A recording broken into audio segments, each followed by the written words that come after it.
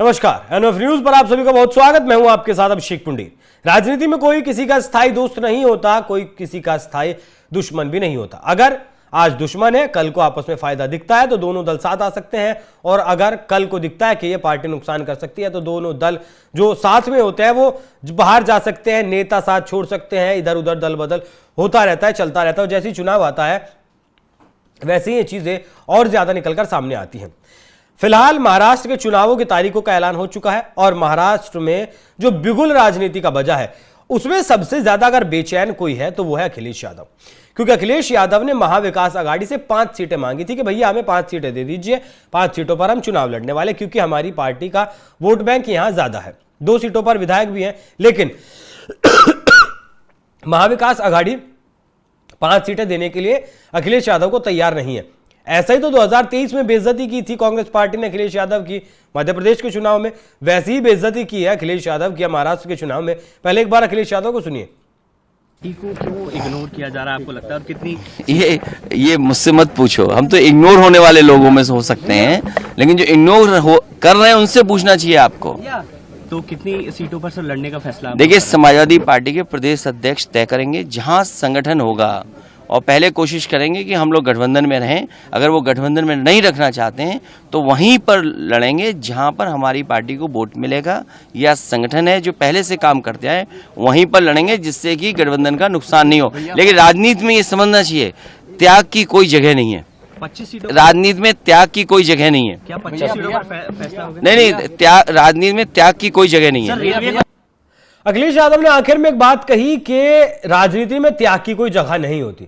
अब अगर अखिलेश यादव ये सोच रहे हैं कि ये बात सिर्फ उन्हीं पर लागू होती है तो वैसा नहीं है, क्योंकि अब याद करिए लोकसभा चुनाव 2024 का लोकसभा चुनाव, जब कांग्रेस पार्टी को क्षेत्रीय दलों ने अपने हिसाब से सीटें दी।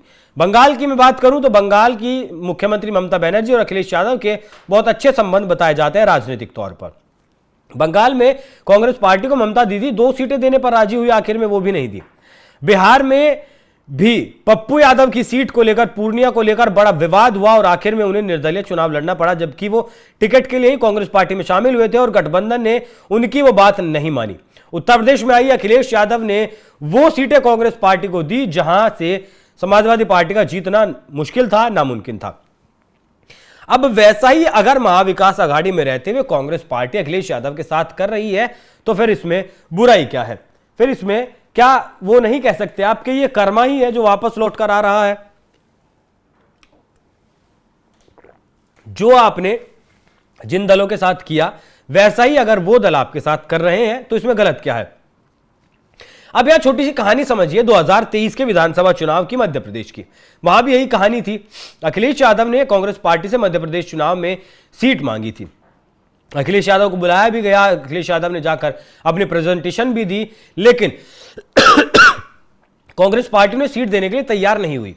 अखिलेश यादव उस टाइम भड़के भी बहुत थे, लेकिन बेचारे कर कुछ नहीं पाए थे। अकेले दम पर 2-4 सीटें जो लड़ी थी उन्होंने वो लड़ी थी। लेकिन अखिलेश यादव को यहां ये समझना होगा कि उत्तर प्रदेश में भी विधानसभा का उपचुनाव है, और आपने कांग्रेस पार्टी को 9 में से 2 सीटें वो दी हैं जहां आपका राजनीतिक तौर पर अस्तित्व नहीं है, और कांग्रेस पार्टी को भी पता है वहां जीत हासिल नहीं कर पाएगी, क्योंकि बीजेपी की वहां मजबूत पकड़ है। पहले तो मध्य प्रदेश में वैसा ही हुआ, अब महाराष्ट्र में वैसे ही। तो लगातार बेइज्जती आखिर अखिलेश यादव करवा रहे हैं तो कहीं ना कहीं अपना भी राजनीतिक फायदा है। जो बोया है वही काटना पड़ेगा। जो आपने लोकसभा चुनाव में या फिर उपचुनाव में आप कांग्रेस पार्टी के साथ कर रहे हैं वही कांग्रेस पार्टी आपको लौटा रही है। तो इसमें इतना भड़कने वाली कौन सी बात है, इतना दिल पर लेने वाली आखिर कौन सी बात है? तो महाराष्ट्र की जो राजनीति है वो लगातार अब गहराती जा रही है, दिलचस्प होती जा रही है, क्योंकि अखिलेश यादव अगर अकेले दम पर चुनाव लड़ते हैं तो नुकसान सीधा सीधा महाविकास आघाड़ी को होगा और फायदा सीधे सीधे बीजेपी को होगा, और बीजेपी इस बात को चाहेगी कि अखिलेश यादव चुनाव अकेले लड़े। तो जिस तरीके से अखिलेश यादव के साथ ये लगातार घटने घट रही हैं, पहले मध्य प्रदेश में इनके साथ ऐसा ही हुआ, अब महाराष्ट्र में वैसा ही हुआ, उस पर क्या है आपकी राय? कमेंट कर में जरूर बताएं। धन्यवाद।